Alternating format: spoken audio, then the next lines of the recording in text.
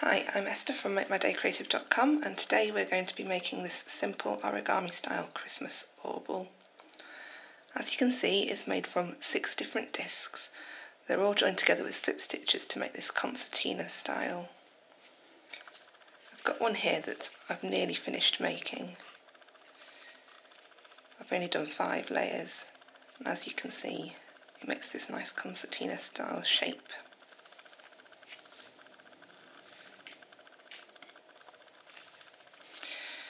So here I've got a completed disc 1. You can find the pattern for all of the discs that I'm going to show you today on the pattern page for this particular project. As you can see, it's got 12 chain spaces all the way around the edge. They're quite small, but they are there. And what I've done is, just to help show you, is I've put 6 stitch markers in to every other chain space so that you can see more clearly what I'm going to be doing. I've left the tails quite long. We're going to be using them later, so don't weave them in and trim them just yet. So that's my disc 1. I have here in progress my disc 2. It's made from the same yarn. You can use any scraps of yarn you like, really, as long as they're the same weight as each other. So as you can see, I've completed my first round, which was worked into a ring. So this second disc is going to be hollow in the middle. I've also worked a chain 2, you can do chain 3 if you prefer, and the first double crochet. And really this round is a repeat of the round that we just worked on the first disc. But instead of a chain space every other one, I'm actually going to do a slip stitch instead. So I'm going to start that now. And what I'm going to do is line my 2 discs up so that they're centred on each other. And if you like, you can pull through this tail. Keeps it out of the way a little bit. And what I'm going to do is work into every chain space which I've not put a stitch marker in, and work a slip stitch. So they're joined together. Now the next thing I'm going to do is work a double crochet, but my double crochets are worked on my first disc. I just go right into the next stitch, and then a double crochet into the stitch after that.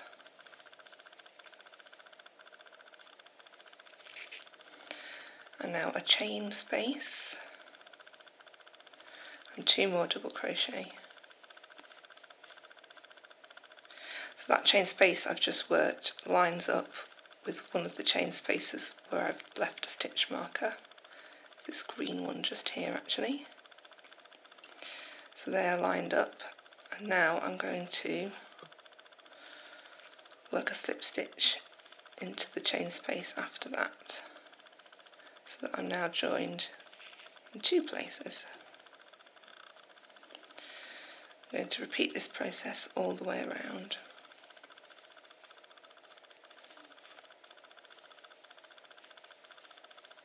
Two double crochet,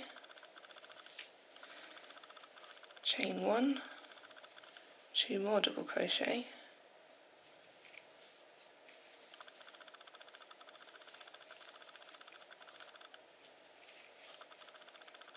and now I'm ready for my next slip stitch. So I'm skipping this one with the stitch marker and doing a slip stitch into that chain space. So I'm attached in 3 places.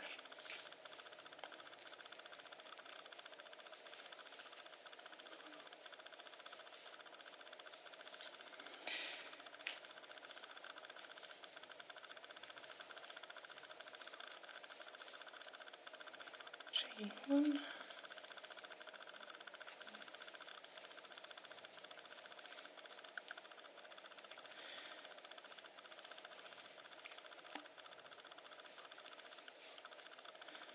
I'm ready for my 4th slip stitch, so I'm going to miss the chain space with the stitch marker in and slip stitch into the next one.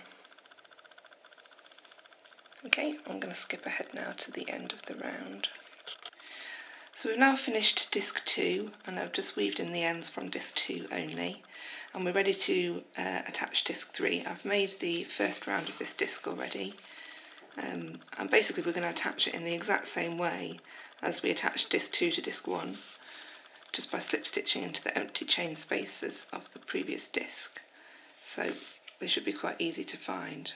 They're actually exactly opposite to these stitch markers that I've left in. So that's where we're going to be doing our first slip stitch. So what we need to do is, that's the other side, what we need to do is line up our discs, and I like to just pull the tail through. So we line up our discs and then find that place where we want to slip stitch and work our first slip stitch. And now we go back, and exactly the same as we did before, we work 2 double crochet.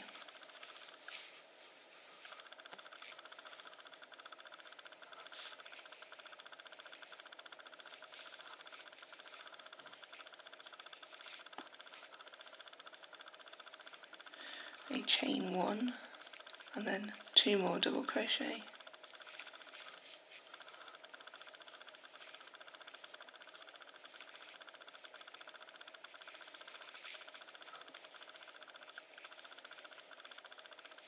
And now we're ready for our second slip stitch. Got a tangle on my yarn over here. So you can see it's opposite this stitch marker. Insert a hook and slip stitch. So we're going to finish that all the way around, and it will be the same for the 4th disc and the 5th disc. So I finished the first 5 discs. As you can see, it makes this concertina type thing, and we're now going to add the final disc. Now I've been weaving in all the ends as I go along, aside from this one, which is from the very first disc, and this one also from the very first disc. So that's those ones there. Now I've already started my second disc, my 6th disc, and I've finished the first 2 rounds on it already, and I'm going to finish the 3rd round in exactly the same way as the final round of the other few discs. But first, before I do that, what I'm going to do is take the end which comes from the middle of the disc, and I'm going to take this end which comes from the middle of the very first disc, and I'm going to tie them together really tightly.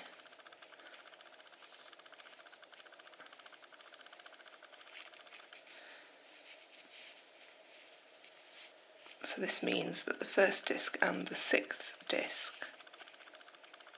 are tied together in the middle. I'm going to pull that nice and tight. So you can see they're kind of like dipping into each other. Now I'm just going to trim off these 2 ends. They're knotted, so I don't need to worry about them coming undone. And the ends are going to be hidden inside the middle of the bauble, so they don't need weaving in. Now I've just started the first 2 stitches of the 3rd round here. It was a chain 2 and a double crochet. I'm going to finish this round exactly the same as I would have done for any of the others. So I'm going to go into my first chain space, make a slip stitch,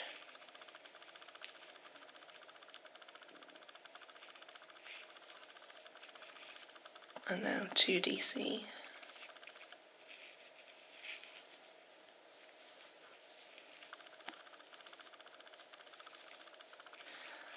chain 1, 2 more DC,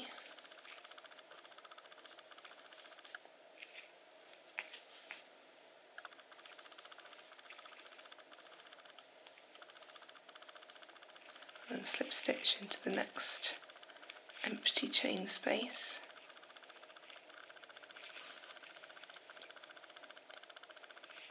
Okay, I'm going to finish this all the way around now.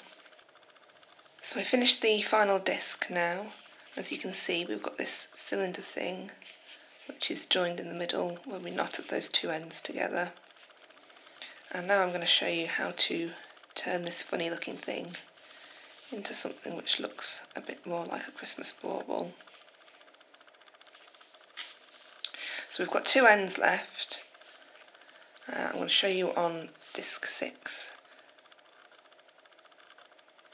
what to do, because I think it's easier to see on the white than the red. Basically you will see that there are 6 unused chain spaces on the first disc. They're the ones that have got the stitch markers in. And all we're going to do is, I've threaded the tail onto my needle, and we're going to go through each chain space. I like to go from the inside to the outside, through all of them. 2, 3, 4, 5, and then back through the one that we started with. 6, and this is where the magic part happens. So now all we need to do is pull on that thread nice and tight, and you can see it's gathered together all those chain spaces, pulled up the sides to make this nice zigzag origami pattern. So what I'm going to do now is secure this end by passing the needle backwards and forwards across the middle here, and then fasten it off. So I've finished weaving in the end from disc 6 now, and I'm just going to show you again how that finishing off worked. So I've threaded the tail onto my needle. I'm going to find the chain spaces, go from the middle to the outside, through each chain space. It should be quite easy to find even without the stitch markers, because they're in between the slip stitches from where the second disc is attached. Back through the 6th one. And then we're ready for the magic.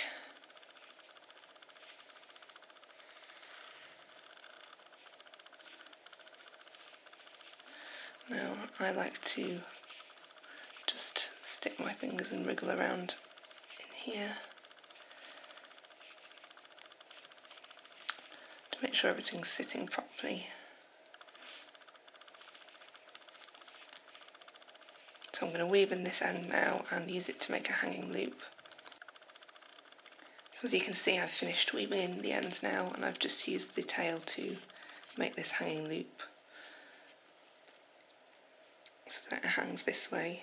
If you prefer, you can just fasten this off and add a hanging loop on the side, and that way you can see this pretty star shape if you prefer to hanging it this way. So yeah, I hope you have fun making these and getting rid of some of your stash.